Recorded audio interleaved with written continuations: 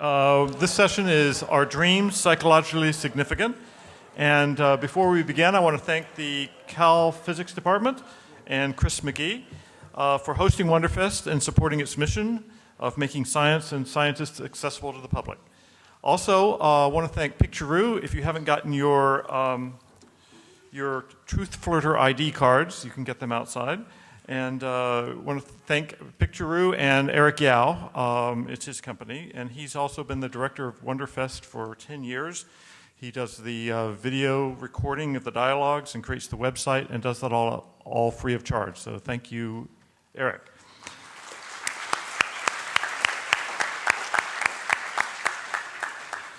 Our two speakers today, I'm very excited about this. The first is Dr. William Dement. He's a professor at Stanford School of Medicine and the division chief of the Stanford Division of Sleep.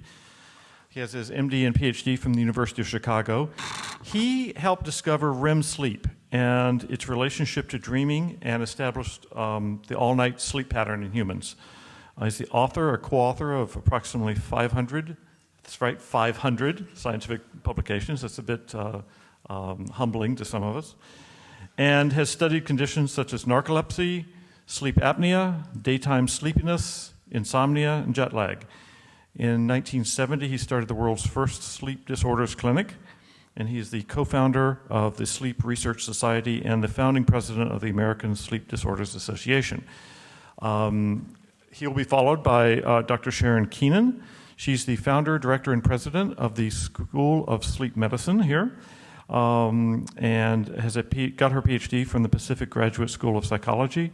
Her research interest is the comorbidity of sleep disorders and substance abuse, particularly in adolescents.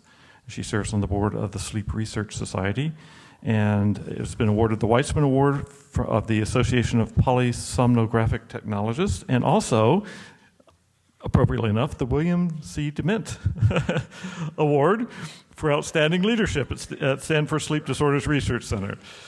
So I'll turn it at this point. Dr. Dement will speak first, followed by Dr. Keenan, and then we'll have time for discussion and questions and answers. So, Dr. Dement. Thank you. One of the difficulties that we usually face is there's not a standard educational experience that relates to sleep. So you never are sure what an audience knows or doesn't know or wants to know. So we just wing it sort of in that regard. But I noticed that this was dedicated to Carl Sagan. And I used to go to Cornell University, Ithaca every year to give one lecture. And there's a guy named Jim Moss who had the only introductory psychology class, so he had about 2,000 students. So it was kind of a thrill to give this lecture. And then, you'd visit the luminaries on the campus, and Carl Sagan was one of them. And so I probably, had lunch with him maybe 10 times. But anyway, he wrote a book, Dragons of Eden, in which he said there's this fellow Dement who was involved in describing this state, REM sleep. But I just want to assure everybody, this is in the book, that he's not demented, one of the brightest people I know, or something like that. It was a really nice compliment. So anyway, right now, one of the questions that we always ask is, did that happen, or was it a dream? And so I was kind of thinking, is this surreal enough that I actually could be dreaming now? And I kind of decided, no, I'm not dreaming. But as I will try to say a little later, my favorite quote is by a man. I was trying to find when he actually wrote it. It's, "Dreams are real while they last. Can we say more of life?" And his name was Havelock Ellis. Is anybody in this audience familiar with that name? Okay. He was one of the early writers about sex, but he was interested in a lot of things. Anyway, and so, by the way, REM, the band, played here fairly recently. Did anybody see their concert? So years ago, I went to Athens, Georgia, hoping to make some kind of connection, because after all, REM, I mean, they should do a benefit at Stanford or something. And I didn't manage to connect, but their agent told me, oh, you're just really off base. REM stands for Retired English Majors. And that, as it turned out, was a dirty lie. I actually saw Michael Stipe on television a few years ago, and he was saying, yeah, we were looking through the dictionary and want to give our band a name, and we saw this thing REM, and hey, that's a pretty cool name, and that's how REM was named. I tried to get backstage at this recent concert, and boy, the security I probably was lucky not to be in jail for a week or so. Anyway,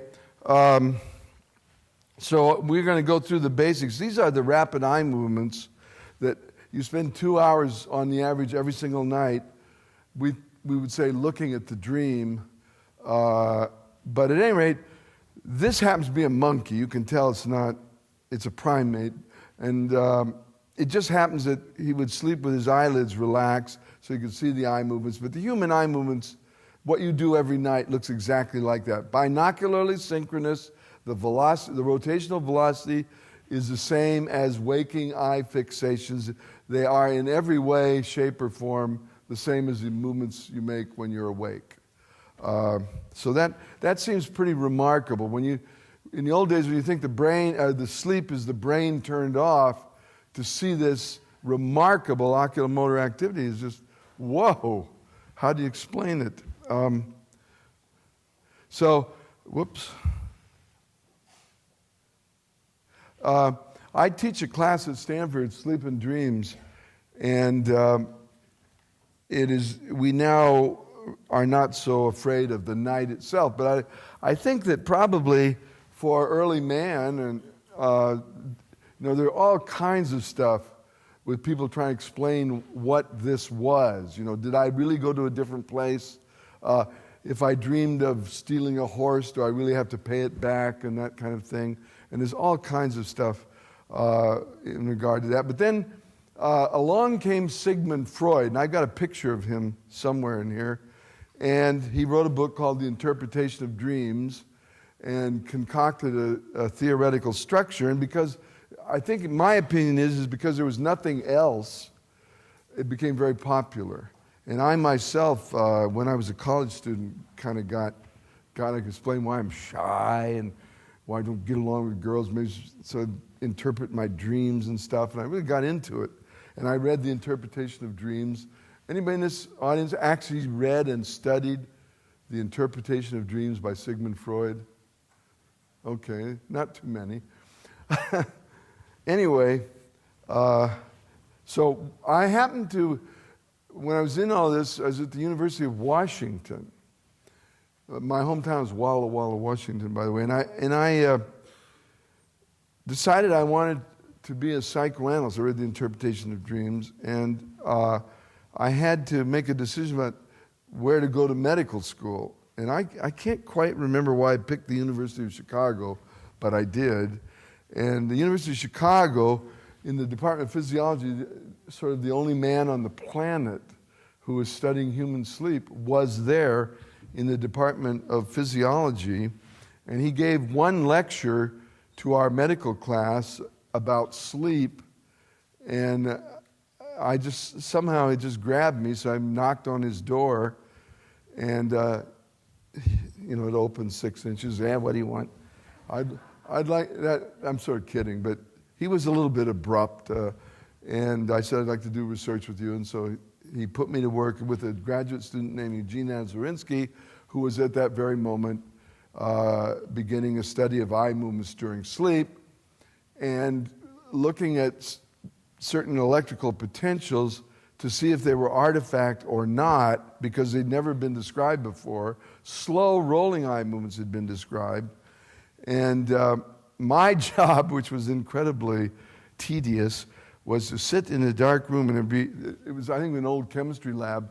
There was a fume hood over the little cot, but my job was to sit there. I had a flashlight, and when I got a little signal that I had to look at the eyes of the subject who was sleeping and see what was going on. And over the course of, I don't know, I actually started, let's see, the fall of 52, so it's 56 years ago. It just became clear that there really were eye movements. And the eyeball is like a battery. I may show that.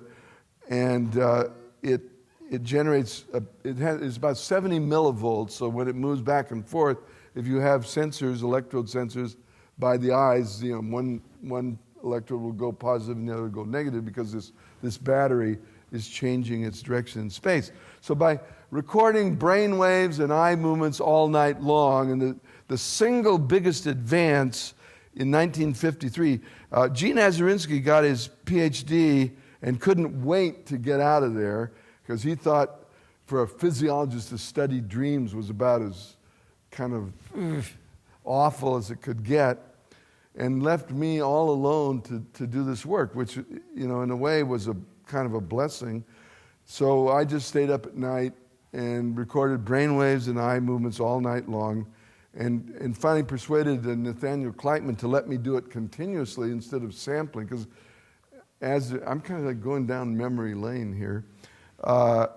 Azarinsky, because EEG paper was very expensive and there were no grants at that time to study sleep, you'd take 1 minute sample and then turn everything off for 15 minutes. And so to get sort of the real patterns, needed this continuous recording. And I can remember begging Nathaniel Kleitman to let me do this continuously. And we had a borrowed EEG, EOG machine, which the guy who loaned it was just really compulsive. And if there's one drop of ink on it when I returned it in the morning, he'd have a temper tantrum.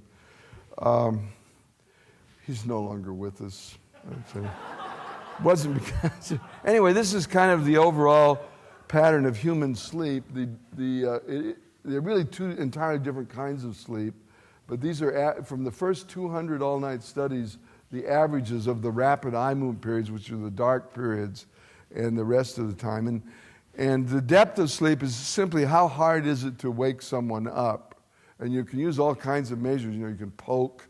How hard do you have to poke? Or how loud must the sound be, or whatever.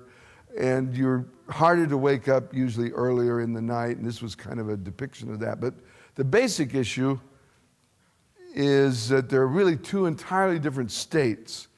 And the brain during these rapid eye movement periods is very active.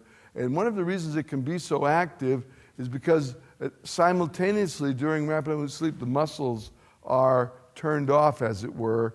And the mechanism is now quite well understood that inhibitory inner neurons simply turn off the alpha motor neurons, and the brain can say run, and the legs can't run because they're paralyzed, and it's an atonic paralysis. Now, I thought it would be good if you all knew what sleep is. And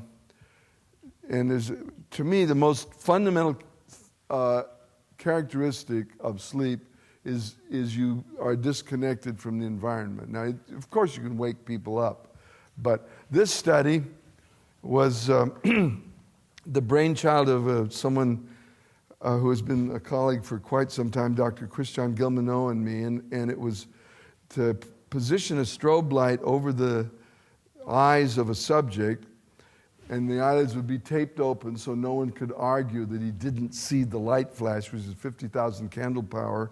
And the task when the light flashed was to press a micro switch. And so I swear to God, the flash was so bright the gurney would jiggle. But at any rate, and we're recording brain waves continuously, when the subject would fall asleep, he wouldn't press the switch. Well, we started standing around the room and say, why didn't you press the switch? And the subject would say, the light didn't flash. And fairly quickly, we learned that at the moment of sleep, the subjects became totally blind, and almost within less than a second. So that's the transition. Now, what you're seeing in this on the left is the waking alpha rhythm from the scalp.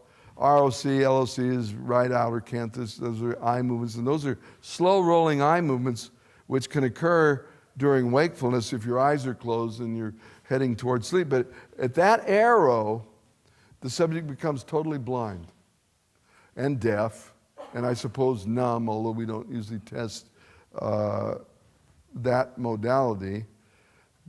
But if you were whispering a name right where you say, now you see it like a second before that arrow, you say, George, George. And you say, what? If you whispered it a second later, no response. So that's the fundamental nature of sleep. There are other things, but that's the most fundamental. And this has been recently confirmed in animal studies where you see that at the moment of sleep, the transmission of sensory information through this brain structure called the thalamus, which is the first way station for everything, is almost completely turned off. And the mechanisms for making that happen, I don't think are well elucidated at the present time. But there are some neuronal tracks that could be implicated. But at any rate, it's quite dramatic. Now, then the brain during sleep is not a brain turned off. And my image that people seem to like is that it's more like you put in the motor is on and racing, but you put in the clutch. And that's especially true during REM sleep. And there's some neuronal generators that are very active during REM sleep, generating non-specific activity. It's called a phasic generator. Phasic just means short-lasting as opposed to tonic, which is long-lasting. But these impulses, which seem to be generated in the brainstem, then are transmitted to the entire brain. And there's a guy at Harvard University, I think he's retired now, Alan Hobson, who was saying dreams are meaningless. We'll come back to that, because you get this non-specific neuronal activity that stimulates the brain, then the brain has to make sense out of it or try to make sense out of it. And my thing is almost like someone is pounding at the door. Whoa, what's going on? And then somebody's there, and it sees and hears things at that point. So this is that electrical activity on the lower four tracings. It starts, A is non-REM sleep, and at B is the moment of transition from non-REM sleep into REM sleep. That activity will increase. Non-specific, internally generated, but certainly doesn't carry sensory information. Here's another example. It'd be a little bit like an epileptic seizure, I suppose. And although this is a very, very old image, this is in the visual system this is a cat brain. Now, stories, I have to say that a number of visitors descended upon our household, and I ran a little bit out of time on this, so you just have to forgive me. But this is something that got in because I wanted to tell some dream stories, and I ran out of time in this other occasion, and I begged for 3 more. But do dreams have meaning? And when I was a clinical clerk in medical school on the psychiatry service, I was assigned a patient who was, I think, in his 60s, who was there because every night he would have this nightmare that a grizzly bear would come and bite his penis. And he'd wake up in terror. And the technique back then was to have patients free associate, just talk about it and what comes to mind and what comes to mind and what comes to mind. And whether it's really true or not, I've told this story so many times, but whether it's true or not about the free association, a repressed memory came into this man's mind. Years and years ago, I guess it was before the turn of the century, in order to prevent young boys from masturbating, which was thought to be a terrible thing to do, sometimes these rings were put on their penis. This is really true. And you can see, if penile tumescence occurred, those little spikes would now become painful. And yeah, it's cruel.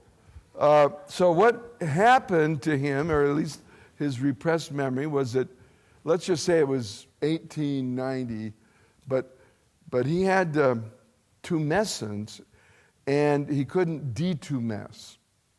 So he has this ring. He's going to have gangrene. And so the only thing that the parents could think to do was to call the fire department. And so fire department came. They had whatever they had back then, not the jaws of life, but something. And they, according to his memory, managed to get this horrible device off his penis. And the fireman who did it was a big burly man with a beard. So you'd say that was the grizzly bear. Now, we can make these inferences. You can't prove it's not true. You can't prove it is true. I mean, I think the memory was relatively true. Anyway, once he had that repressed memory in a flood of emotion, no more nightmares. And I got an A+ in psychiatry. I'll never forget. And they were psychoanalytically oriented. They were so impressed. They go, whoa. Anyway. And then here's another example. We were studying a compound called perchlorophenylalanine some years ago that seemed to eliminate sleep. We were using cats as experimental animals. So if you'd give them this compound, they would seem to eliminate sleep. But you had to study 24 hours a day. These are tremendously difficult to really document that these animals were no longer sleeping or no longer sleeping normally with this compound. And the compound would prevent the synthesis of noradrenaline, as I recall, or maybe serotonin. This is years ago. Anyway, after we've been working on this for, I swear to God, 2 years, someone said, I think we've been using the wrong compound. And I can't remember all it did, but there was no way to tell. I had to go to mass spectroscopy and wait for the results while, my God, 2 years of work down the tubes. And so that night, I went to a reception of an artist at Stanford. His name is Nathan Oliveira, and he's Portuguese, or his ancestry is Portuguese. And he just happened to tell me, someone asked him if he's Jewish. He says, no, I'm Portuguese. And so that night I had this dream that I remembered as I was pursuing the lost tribe of Portuguese Jews. And the dream seemed to go on. I would get somewhere and there'd be a warm campfire, but they had gone. And it's sort of like Around the World in 80 days. I was pursuing them. I was always too late. And then finally, I must have been going in an eastward direction because I pursued them across the Pacific Ocean. And there was a storm and my ship sunk, or however, if I remember the dream. But I struggled onto the beach, just barely alive. And as I crawled up on the sand, my head hit something, and I looked up, and there was a sign. This dream really occurred. And it said, we were here all the time, signed the Portuguese Jews. And I felt at the time that it was just a wonderful portrayal of what had happened to me. I'd gone around the world, wasted my time, accomplished nothing, made this big mistake, and there I was. Well, it turned out it was the right compound, thank God, at the time. But now, another dream, why I am alive and well today. I assume I'm well. I'm good. But this dream, I started smoking when I was about 25, well, even younger, maybe 23 years. Started in the Army, actually. I don't know, most of you are not old enough, but you get K rations. There would always be cigarettes with the K rations. Lucky Strike Green goes to war, if anybody remembers those things.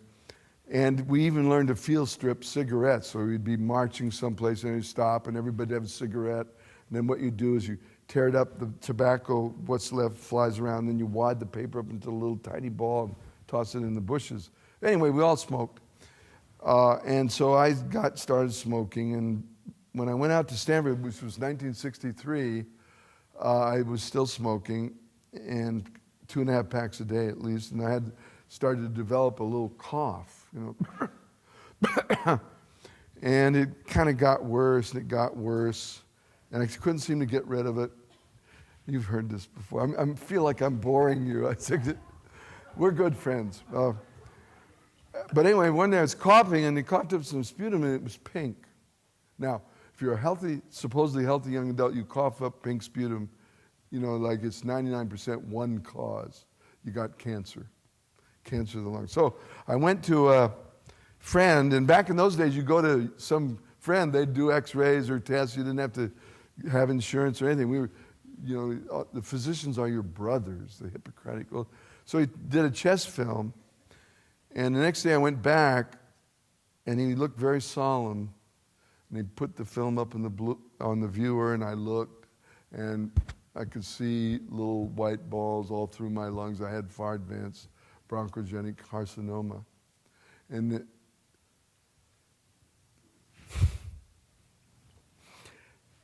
this is very strange. The emotion I felt, whatever it was, 40 years ago, I just felt.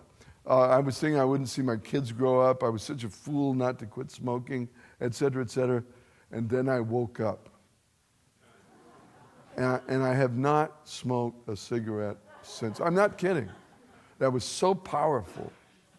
And I often wonder if a few cancer cells hadn't kind of got started, and this was the warning, and fortunately my immune system took care of them or not. But at any rate, I assume if I'd continued smoking, I would either have chronic lung disease or cancer and wouldn't be here. Now, frequently asked questions about dreaming. Do babies dream? They have rapid eye movement sleep. Do animals dream? You saw the monkey and the rapid eye moves. One of the first studies I did was to awaken people during REM periods and ask questions about dreaming and hidden questions, so that if they mentioned color, oh yeah, I was driving a green Porsche or whatever. So we pretty much show that dreams are in color, and a few people in this room might appreciate this. That was published in Science. I mean, you couldn't publish something like that in Science for all the golden Fort Knox now. Do blind people dream? We had the great privilege of studying the blind pianist George Shearing, and got dream recall just like anybody else, but not in the visual. The visual mode was not there. Now, getting back to the Havelock Ellis quote, dream world reality equals physical world reality. Now, I don't know why this is true, except that the brain activity justifies the assumption. I would say that today we do not have a really good answer to why does REM sleep exist. I just a week ago got in the mail a new paper by Howie Rothward. This is my first scientific colleague from years ago. I'm probably running out of time, aren't I? Who developed the hypothesis that REM sleep, which we learned, a guy named Arthur Parmley studied premature infants, and they had REM sleep. A newborn baby, 50% of sleep is REM sleep. Newborn baby typically sleeps 16 hours, so you have 8 hours of this experience every day, that it was to help the nervous system to mature and grow properly. And Dr. Rothward, who's a dear friend and still active, has spent all this time trying to prove that. And he has not disproven it, that's what I could say today. But that's as good an explanation for this amazing activity that occurs even before the infant is born as any, in my opinion. Now, this is a slide that shows the membrane potential of an alpha motor neuron, and it is, in fact, hyperpolarized. This is a very slow recording, and it shows why you are paralyzed during rapid eye movement sleep. Now, there's a sleep disorder called REM behavior disorder in which this mechanism fails, and these people act out their dreams, and they eventually show up at a sleep disorders clinic because they've been running around at night and injured themselves or injured a bed partner or something. It's treatable, but it's quite dramatic. I unfortunately didn't bring movies of it. This is published in Life magazine, believe it or not, in 1959, when the... Do we have a pointer, Dawn? Do you have a pointer? No? Well, at any rate, this was heavily psychoanalytically oriented at the time, 59, as if the meek person put out the cat, and then in each dream he's fiercer and fiercer. But I think that it would be fair to say that psychoanalysis has not really proven itself and what it sort of, in a sense, the promise that it had when there were no psychotropic drugs, et cetera, et cetera. This is Calvin and Hobbes, and it's just my favorite comic strip, and I'm so sad when he decided not to do it anymore.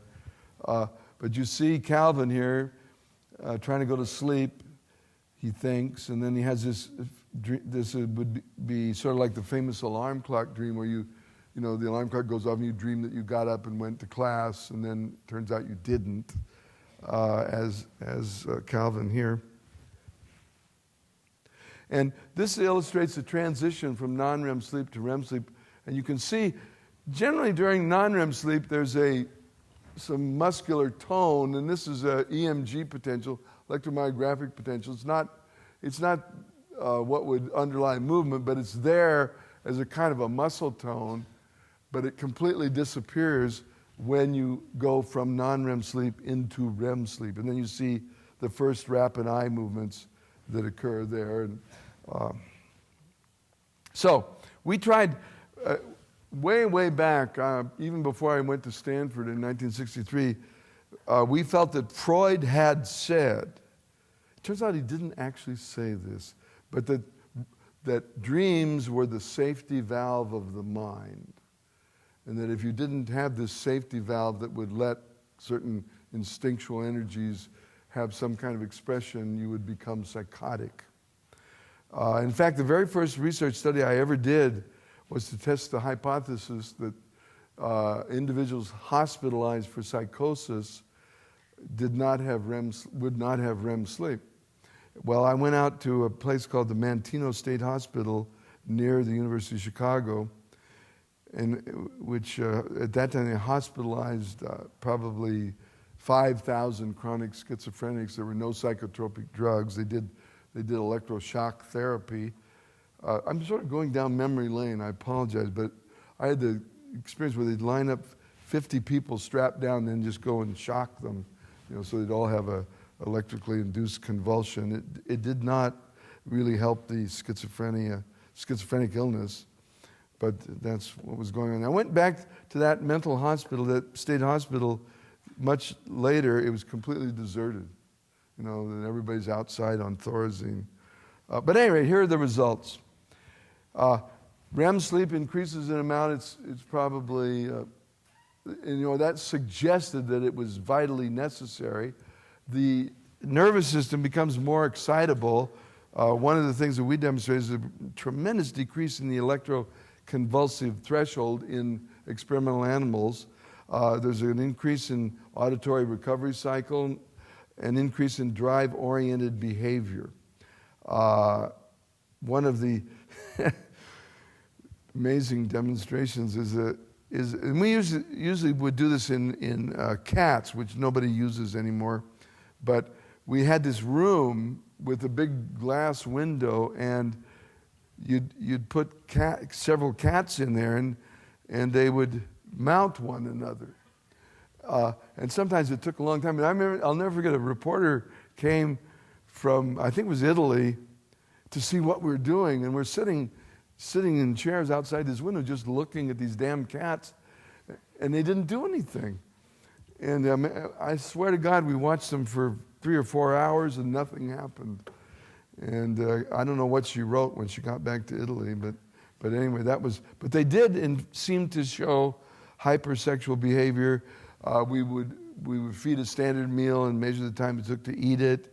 And then cats, usually if they're in a room with rats, I don't know, I hope I'm not offending anybody, would do nothing. But if they were deprived of REM sleep, they would attack the rats. So this is kind of very exciting, but it ultimately didn't really lead to any really huge discovery. Anyway, so I teach a course at Stanford called Sleep and Dreams, and I noticed in the alumni building, the class of 2008 voted it their favorite course of all the hundreds of courses at Stanford. Is the students submit dreams, and we have the teaching assistants go over it, and there's a dream of the week, and sometimes they're just, I don't know, just amazing, but there's too much. You know, in the old days when psychoanalysts were interested in dreams, we would wake subjects up and then we would record their verbal response, and they'd just go on and on and on. My wife would then transcribe these tapes, and I'd have maybe one awakening, there'd be 5 single-space typewritten pages, and I learned very quickly, the psychoanalyst isn't going to do anything with that. You know, he's going to read a book.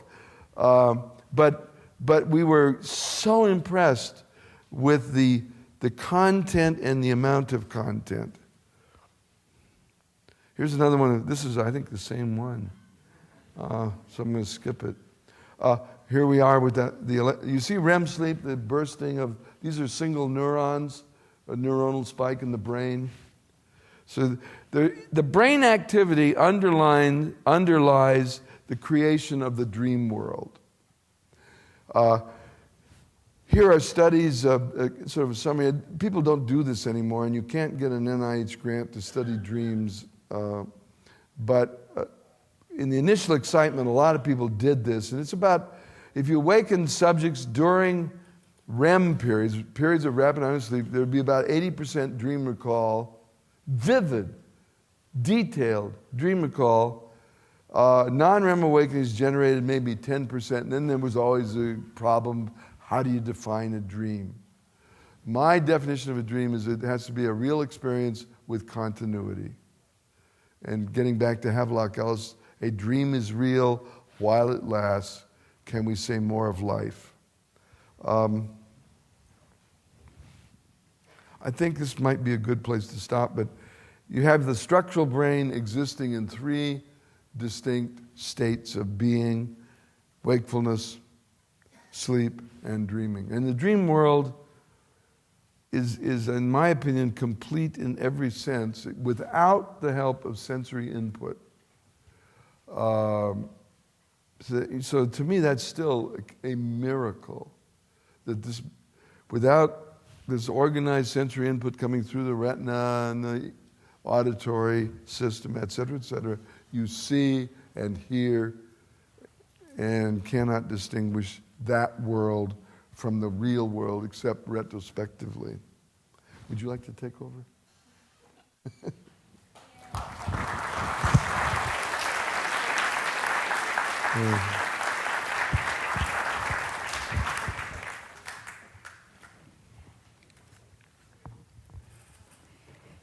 Thank you very much, Dr. Dement.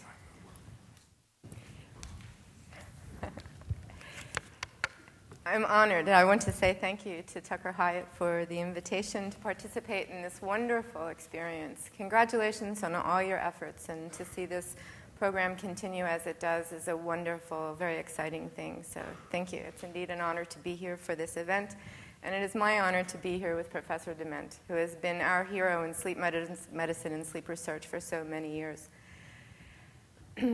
I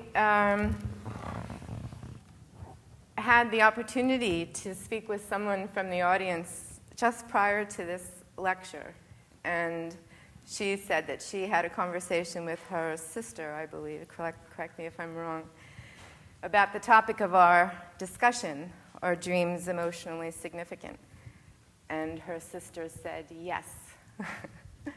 And I think that we can all answer that question and say yes, particularly given Dr. Dement's previous discussion of his own dream experiences, that they are psychologically significant, they are biologically significant, and the period of REM sleep is indeed the time that we have tremendous insights into the functioning of the central nervous system that are not afforded in the waking state or in non-REM sleep. This first slide is simply a slide of the sun, and here we are on the Earth, and it's interesting that there was another part of the program addressing this question, are we alone in the universe? And then the speaker who follows us is going to address the issue of what our scientists need to know. So hopefully this discussion of dreams and are they psychologically significant can in some way be understood within the context of where we are, who we are within the universe, and what is the sort of work that we need to do as scientists, as individuals, as inhabiting this planet. This is also important from a sleep perspective because we know. So I said that. This introduction is simply to say we got the answer, right? Dreams are psychologically significant. So now what I'd like to do is to tell you a little bit more about what else we know about sleep and REM sleep in particular, and to point to some of the things that are important for all of us to be conscious of as we spend our waking hours. And I'll bring us back to the work of Engel, who said that as we move through science, as we move through medicine, our most important thing is to recall that there is a context, that this individual person is a biological person who has a psychological experience within a society that functions as a community in the universe, and we would also suggest that perhaps the end of that continuum might indeed be to recognize that there's a spiritual component as well. We know that light from the sun, we have photons coming in from the sun, and we know that there is a singular tract, a retinohypothalamic tract, that goes from special sensors in the eyes directly to the part of the brain that controls our rhythms. Descartes was the one who said that we have to separate mind and body, and that was partially driven by political issues, by religious issues, and Descartes, even though he suggested this dualistic approach to how we function as humans, he was also willing to recognize that perhaps it was the pineal gland that provided the seat for the combination of mind and body functions. And it's interesting to us as sleep researchers that that's where melatonin comes from. That melatonin, which is thought of to be the hormone of darkness, which is offered frequently over the counter as a sleeping aid, might in fact be a very important substance that helps us regulate sleeping and waking behavior. We know that there are certain sensors within the eye that are particularly sensitive to light. So here we have just the small photon of light coming in, hitting the back of the eye, hitting the retina, interacting with melanopsin, a newly defined neurotransmitter functioning to help regulate activity of sleeping and waking behavior. And what we know, what we can demonstrate unequivocally, drawing on Dr. Dement's early research in Chicago, that there are certain times. We don't usually have dreams in the middle of the day. We know that REM sleep is usually nested within our total sleep time, within our major sleep period. And if you look at that, we know that it occurs roughly on a 90 to 120 minute schedule throughout that major sleep period. We also know, as Professor Dement mentioned, that newborns tend to have 50% of their total sleep time is in REM sleep. If you look at premature babies, the percentage actually goes up to close to 80%. And some have suggested we can look in utero and get some idea about what's happening with the central nervous system with the fetus. And Hobson and others have actually said that REM sleep, if we look at REM sleep occurring in the fetus, that REM sleep is of the brain, by the brain, and for the brain. So there's a suggestion that REM sleep is indeed that mechanism, that function within the central nervous system that allows for the development of the connections between the neurons, that allow for this laying down of neural networks that facilitate learning, that allow for memory. So I think that this next slide actually points to the collection of things that we have some insight into with regard to biological rhythms and how this very small group of cells within the hypothalamus called the suprachiasmatic nucleus, the SCN, is kind of like the conductor in an orchestra in our body that moves things along at a particular pace, at a particular rhythm. On the first, all the way up on the top, you see a growth hormone output. If you're looking at plasma cortisol levels, it just shows spikes from time to time. The second bar of data show activity versus sleep, just generally for our purposes right now. The next wavy line is tracking core body temperature, and we know that we have a fluctuation in core body temperature through a 24-hour period of time. And then the final graph at the bottom is just cortisol output, and we know that there are peaks of this very important hormone to have on board to be alert and to function throughout the course of the day. We know during REM sleep, in particular, we know that there is EEG activation, that if you're just looking at the brain and trying to understand from looking at the electroencephalographic pattern, the brainwave activity that we look at closely, when you look at a person who's in REM sleep, the EEG activity much more closely resembles someone who is in the waking state as compared to any other stage of sleep. In fact, if you look at animal literature, if you look at previous science, it will often be referred to as paradoxical sleep, because it comes from this concept that the scientist is actually looking at the cat, or you'll see a picture of a lion later. And the behavioral observation of what's going on is that that organism is indeed asleep. However, if you were to look at the EEG, the brainwave activity looks much more similar to the waking state than to any other stage of clearly identified behavioral sleep.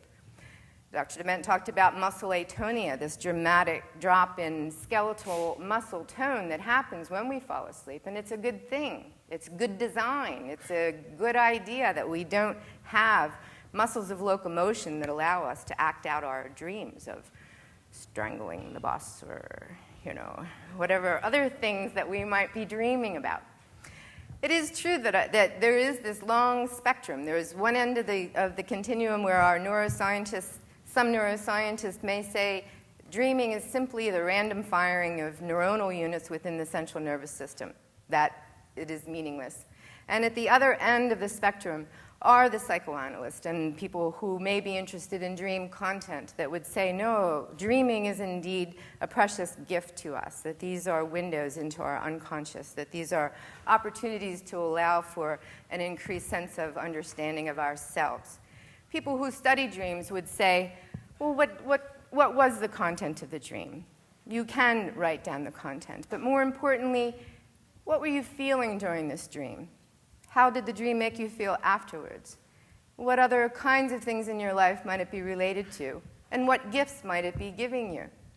There are some who would encourage those who look at their dreams to understand that all of the aspects in your dream are in some way related to some of the aspects of yourself, so that in fact it's another way to gain some sort of mirror, to gain some increased understanding of our own functioning as psychological, emotional beings, physical beings on this planet.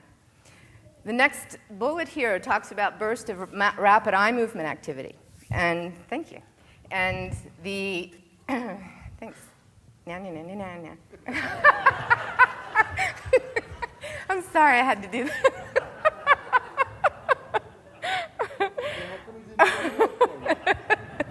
I know. It'll be on the list. There's actually people who have studied just the burst of rapid eye movements. Beautiful, wonderful work that's come out of the Western Psychiatric Institute in Pittsburgh. And some of the researchers there, some individuals in psychiatry, have actually looked at numbers of eye movements and incidence of endogenous depression, or that kind of depression that is really driven by neurochemistry. It's not the reactive depression of losing someone very important to you or suffering some traumatic loss, but this really hardwired chemical imbalance that cause tremendous suffering on a very continuous basis. Individuals who have endogenous or major depressive disorder are shown to have differences in their eye movements. The density of the eye movements is different. There seems to be an increase in the amount of density. The timing of the first REM period is a little different as compared to non-depressed individuals. We will look at stages of REM sleep when we talk about this tonic aspect or this background where the EEG is kind of quiet and looking more like waking state. And the phasic activity is the interesting stuff that happens. And some of the changes that we see, if we compare physiology during non-REM sleep or non-rapid eye movement, non-dreaming sleep, and REM sleep, if we look simply at heart rate, you can tell when someone's sleeping simply by looking at the heart rate. And you can tell, you can pick it out. If you're a cardiologist, not all the cardiologists will do this, but you can. You can pick out the times of dreaming just by looking at the variability in the R to R wave, in the QRS complex, in the heart rate. And you yourselves know that if you look at breathing, if you walk into a room and you think, oh, is that person sleeping? And you're not quite sure, they're just resting, eyes closed, they're trying to avoid me. Are they really sleeping? The thing that tells you whether that person is in fact more likely to be sleeping or not is when you look closely at their breathing. We have a shift. As we go to sleep, as we fall asleep, as we drift into this different physiologic state, it is a very challenging task for the central nervous system to organize and maintain physiologic homeostasis. We know that breathing becomes very regular during non-REM sleep, in particular with babies. In fact, when we look at babies, we can simply just look at breathing and know, are they awake, are they in non-REM sleep, or are they in REM sleep? When they're awake, there's movement and there's all kinds of things going on. Non-REM sleep, if you look just at breathing, you see this very rhythmic, very deep, very solid, very peaceful, very quiet pattern of breathing. The kind of breathing that if you practice yoga or if you practice any other kind of breathing techniques, it's the kind of breathing that happens that we try to practice when we're awake to try to decrease anxiety. We can change our blood chemistry very dramatically just by changing our breathing. And sleep forces us to do that on a predictable schedule. We also know that if you look at breathing during REM sleep, it's much more likely to be irregular, to be having a very strange pattern as compared to non-REM sleep. We know that if you have problems during sleep, such as obstructive sleep apnea syndrome, where your throat in some way, the airway, the upper airway is compromised in some way. You might have a very small airway. You might have a big tongue. You might have a very small jaw. You might have large tonsils or a large uvula. If your upper airway is compromised in any way, or if your nose has been deviated, these things, if you already have these breathing difficulties while you are awake, they will be enhanced during REM sleep. So it is during REM sleep, during this dreaming time, that we see the most dramatic expressions of this real assault onto the physiology of the individual. We see the most dramatic changes in heart rate. We see the most dramatic changes in oxygen saturation, the ability of your brain to get the oxygen it needs to function. So we also know that there are other changes, like changes in blood pressure. We mentioned skeletal tone. Brain oxygen consumption is going to be the way that we can actually increase our understanding of what's going on as we look at the use of functional MRI techniques, for example. And there is a whole new field that is emerging, and it is emerging out of San Francisco, of cognitive neuroscience. I'm getting short of time. So this is a lion who is asleep. Right? This is a lion who's asleep. He's clearly asleep. And this is a lion who is in dreaming sleep.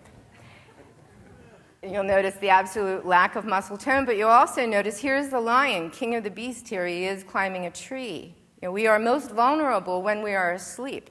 And when we are asleep, we are most vulnerable during REM sleep. We don't have the ability to move, to get out of a dangerous environment. I'm going to skip right to this point because I just want to tell you that I've I am grateful for this opportunity just to speak to you for just a few seconds, and I know that we are running out of time. But I think that one of the most important things that we can do is to systematically integrate information about sleep into our daily experience, and most importantly, that if you have difficulties with your sleep, to actually present to a physician. We are taught that difficulties with sleep happen because we get older or we have too much stress, or that there are 10 million reasons why it's not a legitimate medical complaint. And unfortunately, our physicians are not trained systematically. Again, the work of Dr. Dement and the National Commission in 1993 showed that out of the 126 medical schools in the United States of America, only a very few, less than a handful, actually had anything about sleep on their curriculum. And those that did reported that they spent 20 minutes to 2 hours talking about sleep. So right now, you know more than most of the graduates in the medical schools in the United States of America. So physicians will not ask, because the thinking is, if it were that important, surely I would have learned about it in medical school. So it is not integrated into a systematic evaluation. And patients don't present because it's thought to be a normal thing. What's most important is that we are not aware yet of the tremendous impact that it has on our children. Children have sleep disorders. Well over 25% of children have some sort of sleep disorder. And we know that if sleep disorders are not treated, they tend to persist. They don't just go away. They don't grow out of it, quote unquote. And the unfortunate thing is that we have this kind of confusion about sleep. And what happens is that children who are sleepy express their sleepiness in ways that are very different.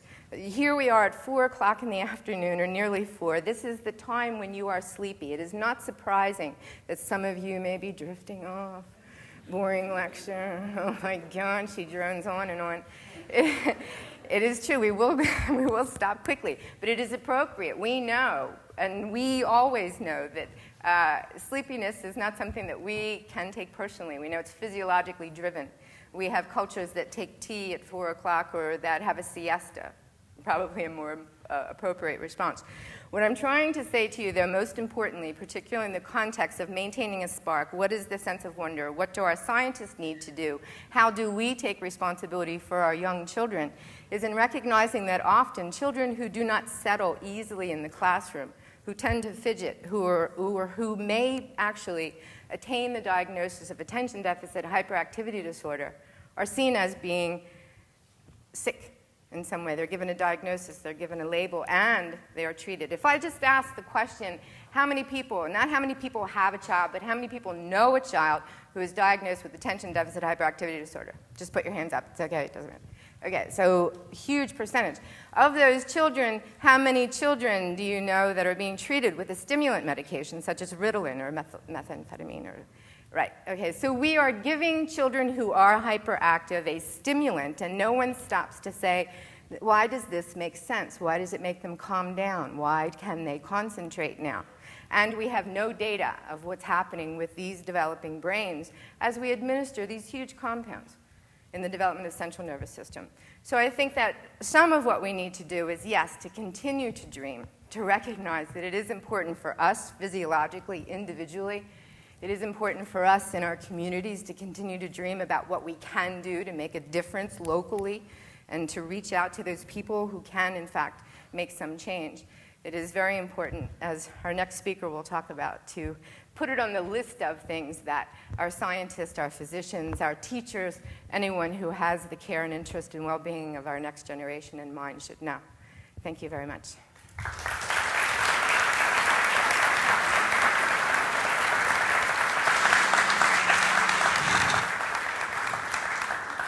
Thank you.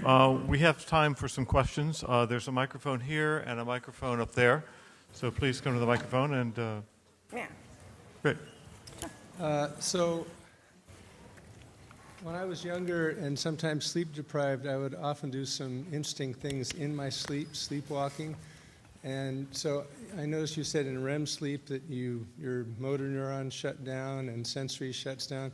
I'm interested in the relationship with sleepwalking and sleep activities, and maybe you could give me some pointers to literature on that.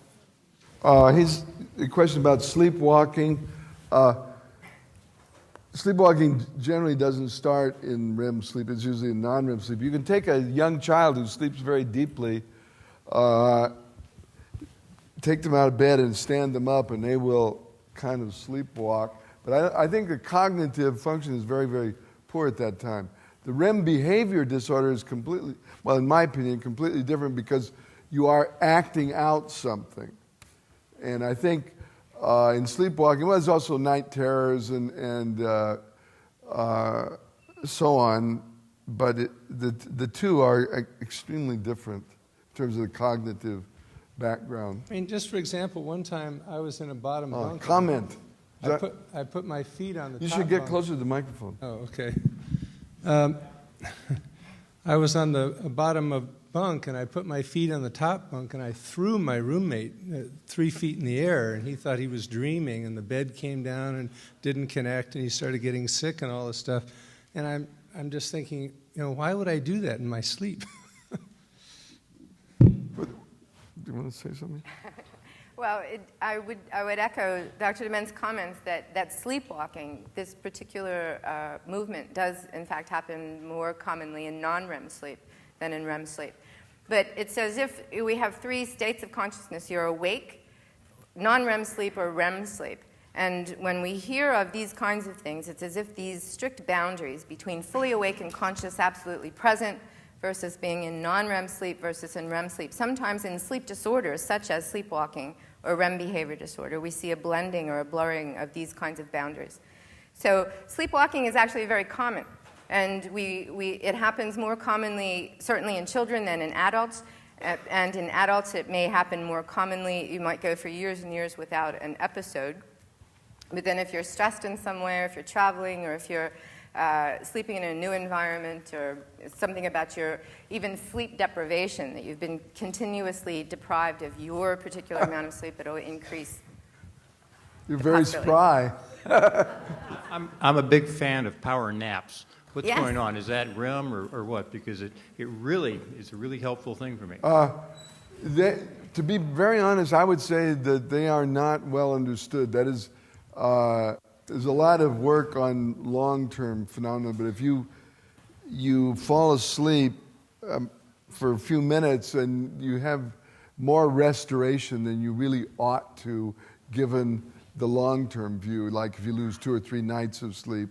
All I can say is there's a short-term process that does exist, but it isn't well understood. So I would continue to be a fan of power naps if I were you. I am. Second question was, why do dot snorers listen and hear themselves snoring? Why do snorers wake up when they snore? In other words, it certainly wakes up their mate. Well, no, they wake up to breathe. I don't think snoring wakes the snorer very much, but the point is it's usually a sign of impaired breathing, and there really is a fork in the road. You're either going to wake up to breathe if you have this sleep apnea and impaired respiration, or you're going to die. No, the noise. I don't think they get so used to the noise. Finally, I mean, you wouldn't believe what people can sleep through when they get sufficiently sleep deprived. For example, the spouse. There's some recent studies of the spouses of people who go all night long, every night, and they are disturbed initially, but they sleep through it. I mean, they're in terms of being sleep deprived and having their sleep interrupted hundreds of times, they're just as impaired in the daytime as the spouse. And by the way, just to frequent arousals, like you get down to every minute, sleep no longer has restorative value. And this is a heroic kind of research, so it hasn't been done as nearly as much as it should have. But there's a concept of minimal units of sleep to be restorative, and I would say when you get down to 5 minutes, you're getting there. And it does get back to Dr. Dement's initial point about the experiment with the light, too. When we fall asleep, it's as if we cease to hear. When we fall asleep, it's as if we cease to see, because the arousal thresholds are greater. Our ability to respond to the environment is greater. But I'll just add one other thing, that if you do, in fact, wake yourself up, because you are snoring, that's an important sign. That's an important thing for you to be aware of. It's an important thing for you to present to your physician. The other thing about snoring is that the American Academy of Pediatrics thought, for the first time in 1996, made a statement to say that snoring in children is not normal. So they're not saying that all snoring is abnormal, all snoring is a medical problem, but what they're saying, acknowledging, is that it deserves questions. And if you think about sleep in terms of our vulnerability, particularly REM sleep, and our evolutionary ability to survive, it does not make sense for the most vulnerable of our species to announce its presence when the whole family is sleeping in the cave, for example.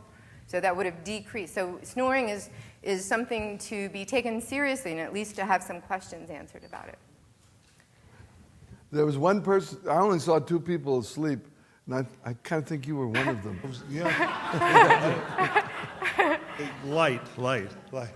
But I read a book by Freud. It was a very skinny Freud? book. Freud, yeah.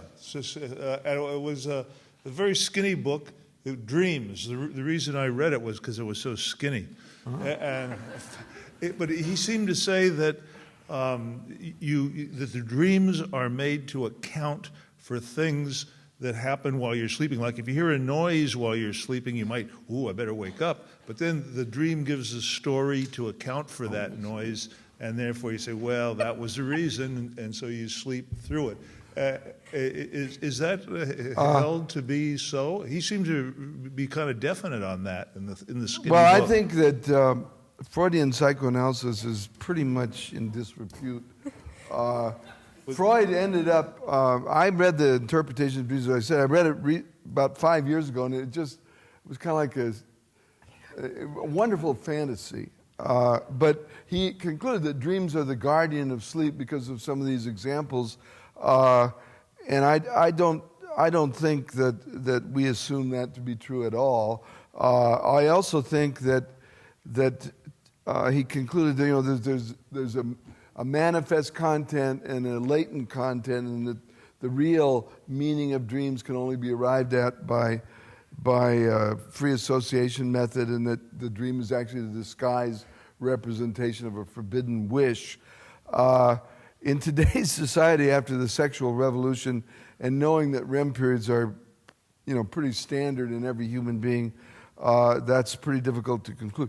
It's hard to control dreams. I was going to say, we went through a period of, we had people starve, and then we would waken them to see what they were dreaming about. Well, if dreams were wish fulfillment, you occasionally would surely have a dream of eating something. Not statistically significant occurrence.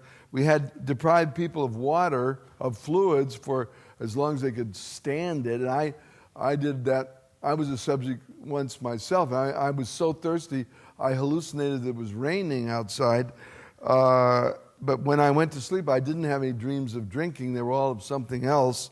The only thing that I would say we ever successfully got into a dream and had any kind of control is we'd have subjects asleep, and then the main thing was to know the course of time of the dream events in REM sleep. So we would put a little drop of water on the sleeper's face, and then a minute later wake them up. And frequently that would get into the dream as I was doing something, and suddenly I felt water, and there was a hole in the roof, and it was raining, and then da-da-da-da-da-da, and suddenly you woke me up. And the time, if you would act out the events, the time course of the dream is very close to the time course of the waking world.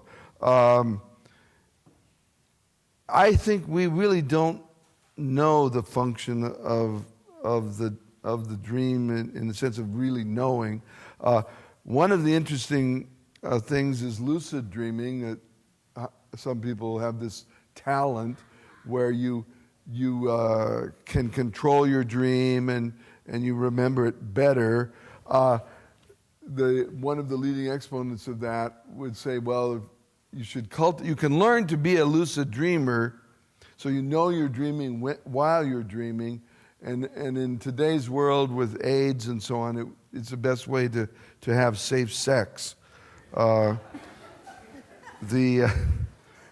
other associations, having mentioned the word sex, is that REM sleep is. Did you mention penile tumescence? I did. I already mentioned it. But anyway, there's no correlation with the erotic aspects of the dream.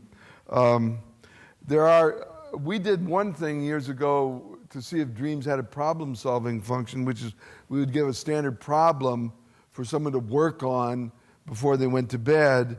Then we would harvest the dreams by awakening these subjects during REM sleep, and then they would work on the problem. If they hadn't solved it either the night before or during a dream, they'd work on it again in the morning. And the examples, I forget the percentage that the problem was solved in dreams was extremely low. It happened, but it was extremely low. And I don't want to encroach on the next speakers, but one of the problems was OTTFF are the first 5 letters in an infinite sequence. What are the next 2 letters? And so the next 2 letters are SS because that's 1, 2, 3, 4, 5, 6, 7. And we did get occasional dreams where someone actually recognized the solution. Like one was I'm in an art museum, I'm looking at Picasso's, I've looked at 5, and then where the 6 should be is blank, and also the 7, and then wake up, 6, 7, SS. But that didn't usually happen. There's another one where you'd say HIJKLMNO.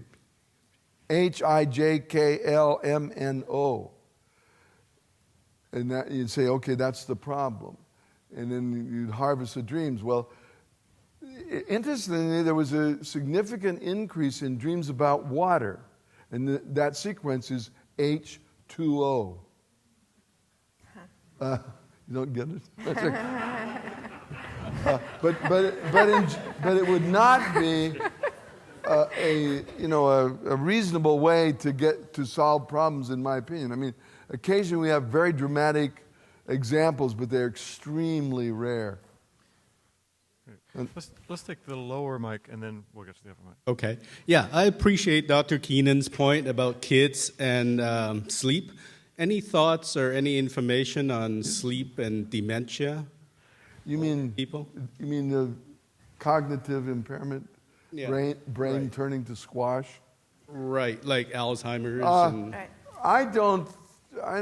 I don't think there's any real solid evidence that sleep impairment or anything like that really fosters dementia. I had the wonderful early life of growing up in a small town where nobody knew what the word demented meant. So I didn't get teased unmercifully like my kids did. Hey, demented. Okay. Anyway. Is the REM sleep It's different? so rare nowadays to have anybody ask about dementia, to my face anyway. That's what made me think up the question. But is there a REM sleep different? Well, when you have brain impairment after stroke and multiple sclerosis and a host of illnesses, there is sleep disturbance, but no one is really, I would say, for example, somebody at Valley Medical Center in San Jose got a huge grant to study fatigue in brain injury. That's pretty far removed from our topic, but on the other hand, things like that are extraordinarily difficult to study because injury is different, multiple sclerosis, each patient is different, et cetera, et cetera, et cetera. And the last thing in the world they're very interested in is, what's the content of their dreams in terms of, rehabilitation and all that sort of thing. But I think I'm not very hopeful that the National Institutes of Health or Congress will appropriate, millions of dollars in the near future to study these things. So, All right, let's try to take 2 more questions quickly here and then here. And I find that dreams during a nap, whether it's a power nap or just a regular nap, are more intense and vivid than dreams during regular sleep. Is that something which has been investigated in any way? I don't think that Okay. I don't think that there's a systematic study with this particular question in mind, but there is very frequent anecdotal report of your experience. And what it would suggest, I think, is that if you are sleeping during the afternoon, then perhaps you are sleep deprived. If you are napping, and there's a certain pressure. If we're deprived of sleep or if we're deprived of REM, there's a higher chance that REM is going to happen or sleep is going to happen. And it's likely that we know that dreams happen throughout the period of our major sleep period, but we're much more likely to remember a dream if we awaken from it than if we don't. No, I have to chime in. There are people, they're not highly prevalent, but who say, I never dream. I've never had a dream. And there have been studies of this, and there are theories of, well, why do some people remember lots of dreams and some people think they have no dreams whatsoever? And I don't think there's a clear-cut answer to that, except that if you're very sleep deprived, you tend not to wake up and sort of remember the dream that you just had. Okay, last question down here. Some people seem to be able to go to sleep anytime they want to, whenever there's an opportunity, and other people can't do that. Is it known what makes the difference between them? Those are sleep disorders, probably. I mean, anyone who can fall asleep anytime has got some kind of problem, either severe sleep deprivation or a sleep disorder. If you can't fall asleep when you want to, which is the number one problem of college and high school students, the biological clock, did you say this already? It alerts the brain.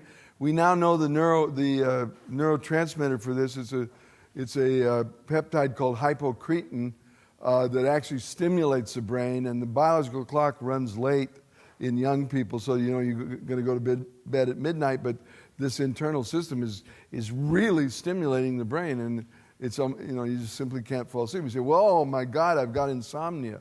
Well, all you have to do, it isn't easy, but if you shift the biological clock so that the subsidence of that system coincides with the desired bedtime, then you cure the sleep problem. And by the way, I think it was mentioned that we started the world's first sleep disorders clinic at Stanford in 1970. I was quite impressed to learn, I've sort of followed this, but I learned that there are more than 1,500 fully accredited sleep disorder centers in the United States today. So if you have a sleep problem, there are resources. Right. And to get back to your question, we try to say to people, we know that there's lots of people who say, oh, I have no trouble sleeping. As soon as my head hits the pillow, I'm asleep. And we're trying to teach physicians that if people come into clinic in that way, this is a clinical sign. You should not fall asleep as soon as your head hits the pillow. It should take 5 or 10 minutes for this major change in your central nervous system to happen. So, again, to echo Dr. Dement's point, it's an important thing to be aware of. Thank you very much. Thank you both the speakers.